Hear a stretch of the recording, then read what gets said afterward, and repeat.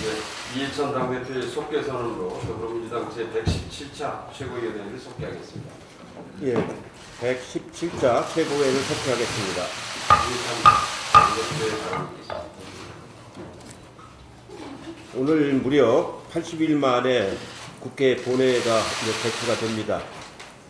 추경이 국회에 제출된 지 61일 만에 국무총리의 추경 시정연설을 듣게 될 것 같습니다. 지난 주말 동안 국민과 함께 자유한국당의 국회 참여를 기다렸지만 제1야당은 끝내 민생을 외면하고 국회 정상화를 거부했습니다. 자유한국당이 무슨 권리로 강원 산불과 포항 지진 피해 국민들이 간절한 기대를 무산시키고 경제 활력의 마중물을 기다려온 소상공인들과 국민들의 희망을 꺾어버리려 하는지 저는 도저히 이해할 수가 없습니다. 자유한국당은 추경안 심사와 예결위 구성을 거부하면서 법으로 정한 6월 임시회의 모든 상임위 개최도 방해하고 있습니다.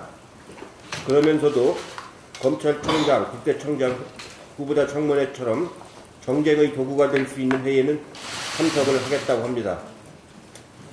지난번에도 말씀을 드렸지만 편식은 건강에 해롭습니다. 편식하시면 안 됩니다. 그리고 자유한국당은 공당입니다. 공당은 국회에 부여된 모든 사안에 대해서 성실하게 임해야지 자기가 하고 싶은 것만 한다는 것은 공당으로서의 자세를 버리는 것입니다. 정치에서 가장 중요한 것은 퍼블릭 마인드입니다. 공인의식을 올바로 갖고 모든 사안을 공명정대하게 다루는 것이 공당의 역할입니다. 자기 원하는 것만 편식해서는 절대로 안 된다는 것을 다시 한번 말씀을 드립니다. 최근 여론조사를 보면은 국민들은 국회의원 소환제에 대해서 압도적으로 찬성하는 견해가 많습니다. 상시국회도 압도적으로 찬성하는 견해가 많습니다. 임시회 개최는 한국당의 권리가 아니라 국회의 의무입니다. 한국당은 자기들만 원하는 것만 하는 것이 아닙니다. 상반기에 국회에 열리지 못해서 민생 현안과 법안이 산적해 있습니다. 어렵더라도 중요한 처리와 함께 각종 현안 처리에 최선을 다해주길 부탁을 드리겠습니다. 내일은 우리 민족의 가장 아픈 역사인 6.25 전쟁 69주년이 되는 날입니다. 나라를 위해 목숨을 바치신 호국 영령들이 애국심과 숭고한 희생을 기리며 유엔 참전용사들이 헌신에 가슴 깊은 경의를 표합니다. 저는 지난주에 중앙보훈병원을 방문을 했습니다. 병상에 계신 분들을 위로하고 보훈예산 확대 등 국가유공자 예우에 최선을 다할 것을 약속을 드렸습니다. 방문을 해보니까 아직도 6.25 전상자들이 병원에 계신 모습을 봤습니다. 70년이 다 됐는데도 아직도 아픈 상처가 낫지 않고 있는 모습을 보면서 참 가슴이 아팠습니다. 이번 주는 한반도 평화를 위한 슈퍼위크가 될 거라고 합니다. 이번 주에 G20 회의가 열리고 문재인 대통령께서는 미국, 중국, 러시아 정상과 연쇄회담을 가질 예정입니다. 이어서 트럼프 대통령의 방한도 계획되어 있습니다. 3주 이상 이어질 정상대화를 통해 한반도 평화에 대한 국제사회의 지지를 확고히 하고 북미 대화의 동력도 확보될 수 있기를 기대를 하겠습니다. 이상입니다.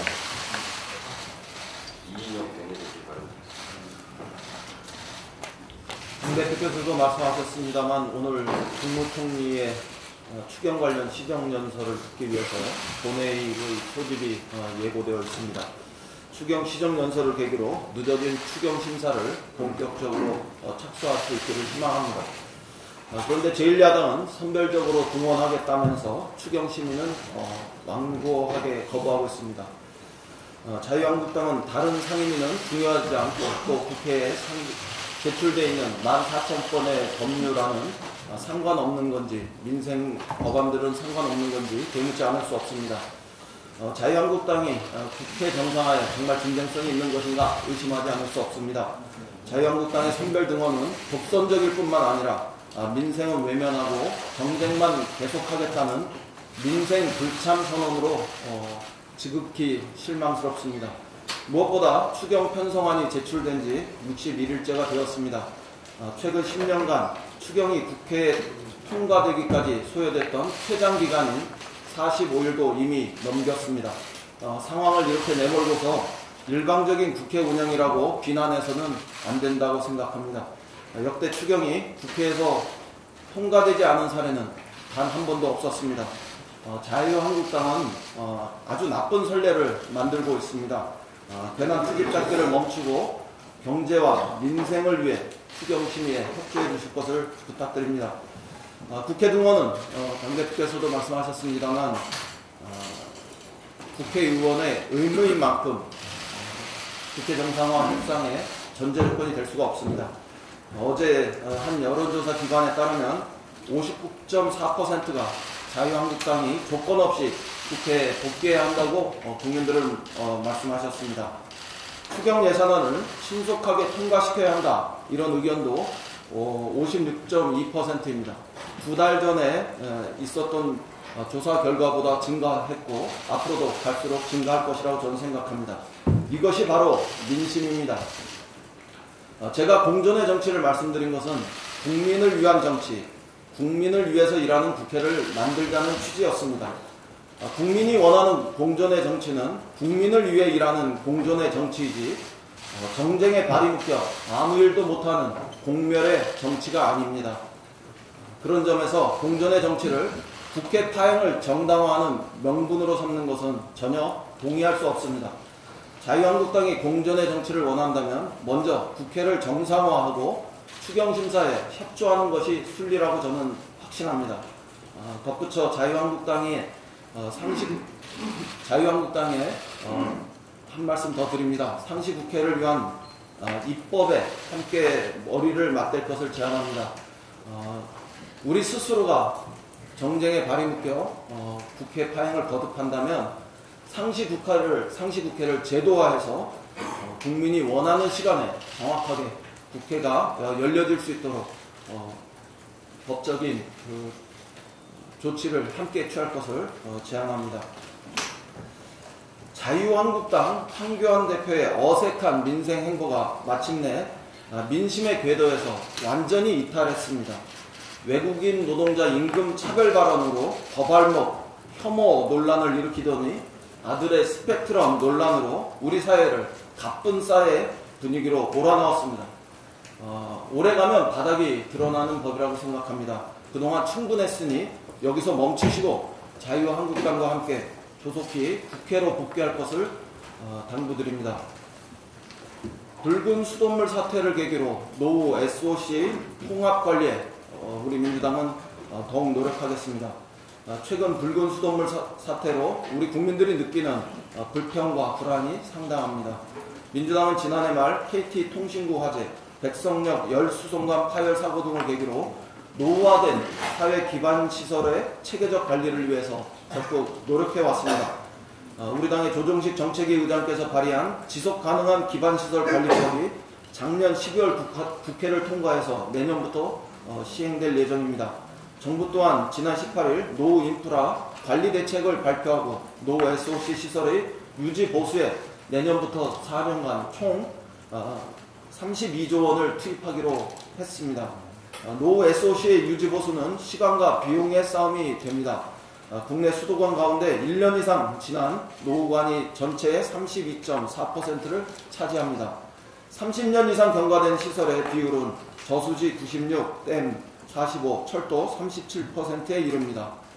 송유관과 통신구도 10년 뒤에는 각각 98, 그리고 91%가 노후화될 예정입니다. 눈에 보이는 발전에만 힘쓰는 동안 사회 기반 시설들은 몹시 낡고 노후했습니다. 더욱 발빠른 대처로 국민 안전을 지키고 국민 불안을 최소화하겠습니다. 전국 지자체도 노후 SOC에 대한 전면적 점검과 또 정비에 힘써주시길 부탁드립니다. 선진국 수준의 SOC 관리 체계를 갖춰서 국민 안전사회로 힘차게 나가겠습니다. 예산 지원, 법 개정 등을 위해서 관련 상임위와 적극 논의해 나가고 대처하겠습니다. 앞으로 안전사고를 미연에 방지하고 또 시설의 수명 연장 및 재정 투자에 대한 효율을 높여나갈 것을 약속드립니다. 이상입니다. 박준희 지구예요. 예, 강 대표님과 원내 대표님도 말씀하셨지만 비슷한 취지의 이야기를 좀 하도록 하겠습니다. 나경원 원내대표가 인사청문회하고 쟁점이 있는 상임위만 열겠다, 이렇게 지금 얘기를 하고 있습니다. 그리고 상임위가 열리면 이슈에 대해서만 발언하겠다라고까지도 얘기하고 있습니다. 전형적인 체리 피커의 모습이라고 할 수 있습니다. 전례가 없는 일입니다. 정치를 하겠다는 것이 아니라 정쟁을 하겠다는 것으로 보여지고, 국민이 아니라 자당의 이익만을 위하겠다는 것으로 보입니다. 아까 당 대표님께서도 말씀하셨지만 한반도 정세를 둘러싼 슈퍼위크가 지금 열리고 있는 상황에서 그 어느 때보다도 모든 정치 세력들이 긴장과 함께 힘을 합쳐서 이 어려운 상황을 타개해 나가고 좋은 기회를 잡아야 되는 상황입니다. 국민들이 지켜보고 있습니다. 이런 선별적 국회 복귀는 국민들의 요구와 완전히 동떨어진 것이라는 것을 다시 한번 말씀드리겠습니다. 황교안 대표가 외국인 관련돼서 차별적인 발언을 했습니다. 아까 원내대표님도 말씀하셨는데 관련된 발언은 근로기준법도 위반한 것이고 ILO 협약도 위반한 것이고 또 외국인 근로자 고용법도 위반한 것이자 유엔 인종차별 철폐 협약도 위반한 것으로 보여집니다. 법을 알고 또 나아가서는 법을 다루어 왔던 사람으로서 할 수 있는 이야기는 아니었던 것 같습니다. 깊은 반성이 필요하다라고 생각합니다. 또 민생 관련된 투어에서 연일 말실수 또는 현실과 동떨어진 이야기들로 비난을 받고 있습니다. 황교안 대표는. 다들 아시겠지만 지방 중소기업의 카페를 잘 만들면은 청년들이 지원할 것이다 라는 발언으로 비난을 한 바가 있고요. 사내 복지에 대해서는 아이스크림 또는 붕어빵이 대책이 될 수 있는 것처럼 이야기해서 또 비난을 받은 바가 있습니다. 그리고 최근에는 스펙을 쌓지 않아도 좋은 기업 갈 수 있다라고 비현실적인 이야기를 해서 비난을 받았는데 확인해보니 이것조차도 거짓이었습니다. 본인은 청년들에게 뭔가 희망을 주려고 했었다라는 취지로 해명을 하고 있는데 그렇다면 이것은 완전히 거짓으로 희망을 주려 했던 것입니다. 정치인이라면 거짓으로 희망을 주는 것보다 현실을 제대로 인식하고 그 현실을 개선하려고 노력을 하는 것이 맞다고 생각합니다. 다시 한번 강조하지만 민생은 말로 하는 것이 아니라 법과 예산으로 하는 것입니다. 국회에 복귀해서 민생을 위한 법안을 통과시키고 민생을 위한 예산을 만드는 것에 집중하시길 부탁드립니다. 이상입니다. 네, 서른 최고예요. 예. 트럼프 대통령과 김정은 위원장의 친서 의견 재개로 교착 국민인 북미 협상의 돌파구가 마련될지 주목되고 있습니다. 두 정상이 하노이 회담 후 4개월 만에 직접 소통하면서 대화 의지와 서로에 대한 신뢰를 확인한 것에 대해 긍정적으로 평가합니다. 대화의 모멘텀을 살리는 데 있어서 금주가 중대 분수령이 될 것으로 판단합니다. 시진핑 주석이 평양에서 김정은 위원장을 만나서 대화를 통한 한반도 문제 해결을 거듭 강조했고 이달 말 G20 정상회의에서 한중, 미중, 한러 정상연설회담을 갖습니다. 한반도 비핵화와 평화체제 추구의 중요 당사국이 교차해서 정상회담을 갖는 향후 일주일은 북미 대화 조기 재개의 골든타임이라고 할 수 있습니다. 이 중대한 기회를 놓치지 않으려면 트럼프 대통령의 방한 전 남북 정상이 만나 의견을 교환하는 것이 훨씬 더 필요하다고 생각합니다.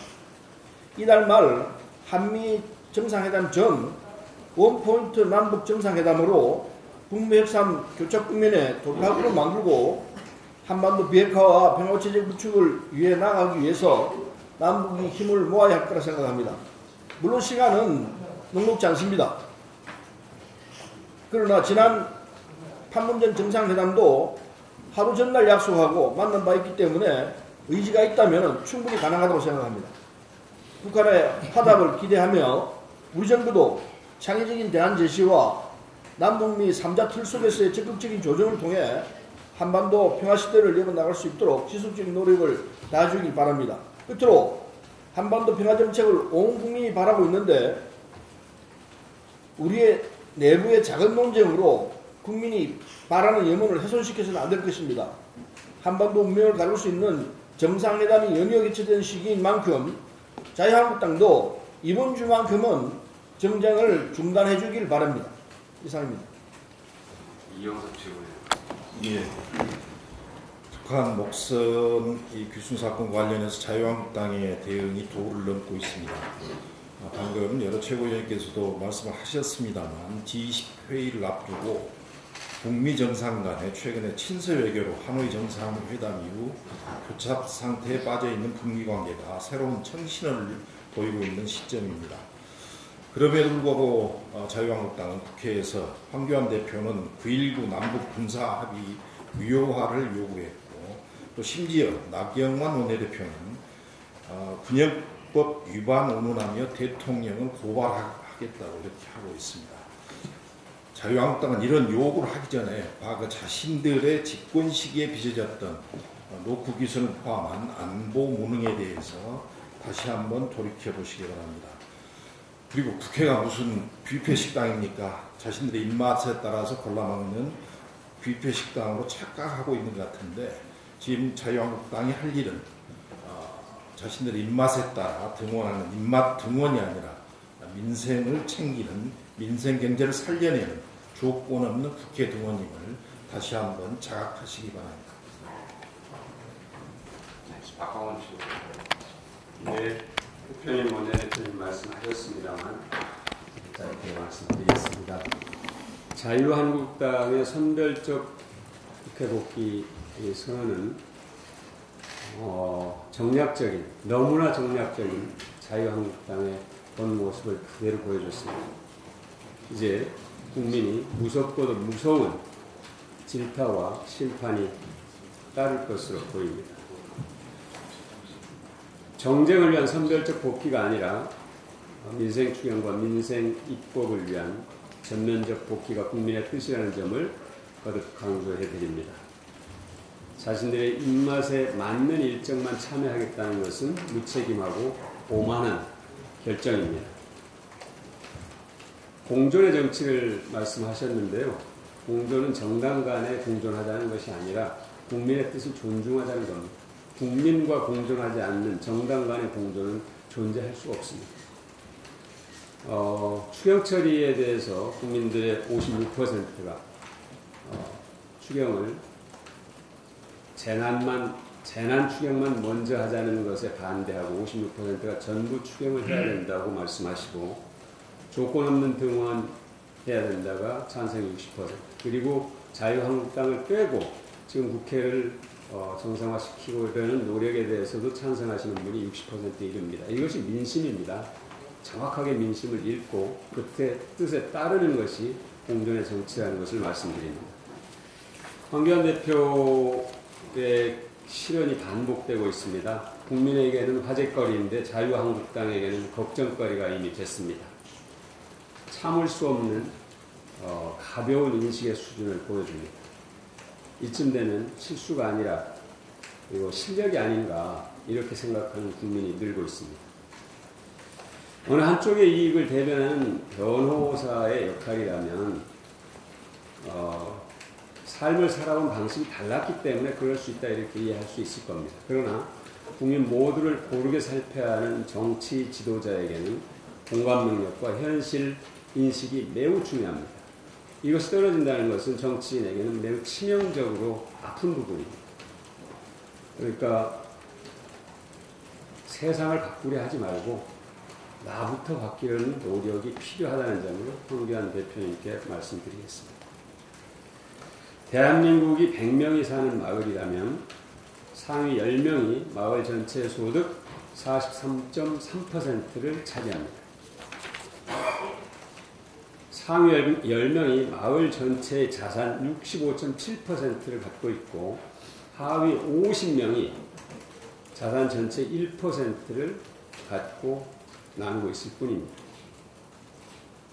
주민 44명은 집이 없는데 상위 10명이 마을 전체 주식의 20%를 갖고 있고 상위 1%는 평균 6.5채의 집을 갖고 있습니다. 이게 한국의 양극화의 현실입니다. 이렇기 때문에 지난 10년 동안 상위 20명 가구의 출생률은 점점 떨어졌고, 높아졌고, 상위 20명 가구의 출생률은 높아졌지만 하위 40명 가구는 아기를 낳는 비율이 점점 낮아졌습니다. 심각한 문제입니다. 국민들이 이런 문제의식을 갖고 대통령과 특권 경제를 탄핵했습니다. 이런 역사적, 현실적 배경을 잊어버렸다면 그것은 문제 해결 능력도 없고 의지도 없는 것입니다. 이 무거운 역사적 배경을 갖고 국민들이 명령하는 것이 공정경제를 바탕으로 소득주도 성장과 혁신성장을 통해서 포용 국가를 만들라는 것입니다. 이게 문재인 정부의 경제정책의 기조입니다. 김상조 정책실장과 이호승 경제수석 인사는 바로 이 기조 이외에서 이루어진 것입니다. 특히 공정경제를 바탕으로 혁신성장을 궤도에 올리고 혁신성장을 통해서 포용성장을 하라는 것이 이번 인사의 뜻이라고 봅니다. 일자리와 소득을 강조하고 일관성과 유연성을 동시에 강조한 김상조 정책실장의 발언에 그 뜻이 다 들어있습니다. 김상조 정책실장의 인사에 대해서 왜곡하거나 아전인수적으로 해석하는 일을 삼가했으면 좋겠습니다. 이상입니다. 지난주 일부 자사고에 대한 재지정 평가 결과 발표가 있었습니다. 교육에 있어 중요한 부분 중 하나이기에 의견을 말씀드릴까 합니다. 교육의 중요한 기능 중 하나가 사회 재분배 기능입니다. 빈부격차가 갈수록 커지는 현실에서 교육이 양극화 해소를 위한 역할을 해야만 합니다. 그런데 부모의 재력이 자녀의 학력에 갈수록 더 많은 영향을 미치고 있는 것이 지금의 현실입니다. 또 그 학력은 소득으로 이어집니다. 본인의 의사와는 무관한 어릴 때의 가정 환경으로 많은 것이 결정되는 것은 매우 불합리합니다. 부의 양극화에 이어 교육에서마저 양극화가 심화된다면 우리 사회는 희망이 없는 사회가 될 것입니다. 출산을 꺼리는 가장 큰 이유가 사교육비 때문이라는 여러 통계들도 있습니다.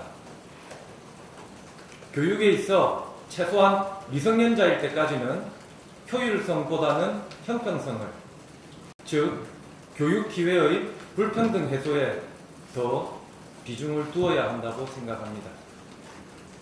평생교육 시대를 맞아 교육에서의 효율성 추구는 미성년자를 지난 단계에서도 얼마든지 보충해 나갈 수 있습니다.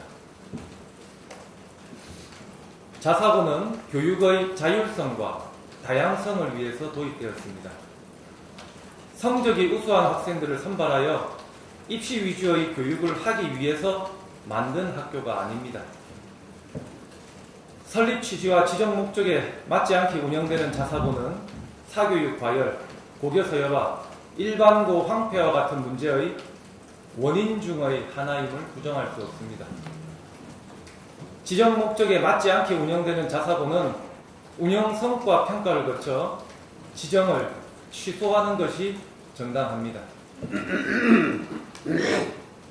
다만 어떠한 행정행위가 목적이 정당하다고 하더라도 그것만으로 모든 정당성이 인정될 수는 없습니다. 절차의 적법성과 정당성 역시 중요한 부분입니다. 재지정을 위한 평가 기준 점수와 평가 항목의 설정, 평가 과정과 내용 등이 법적 절차를 준수하면서 교육감의 재량권 행사 범위 내에서 이루어졌는지 여부를 살펴보아야 합니다.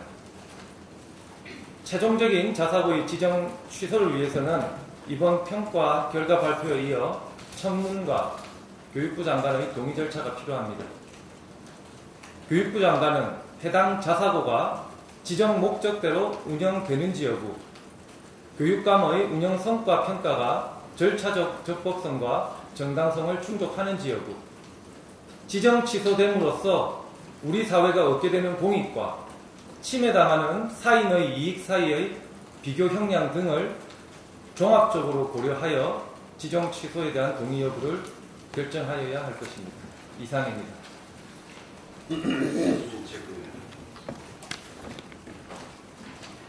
자유한국당 황교안 대표는 취업에 절망하는 청년들에게 스펙 없이 신의 직장에 취업한 아들 자랑이라도 하고 싶었던 것입니까?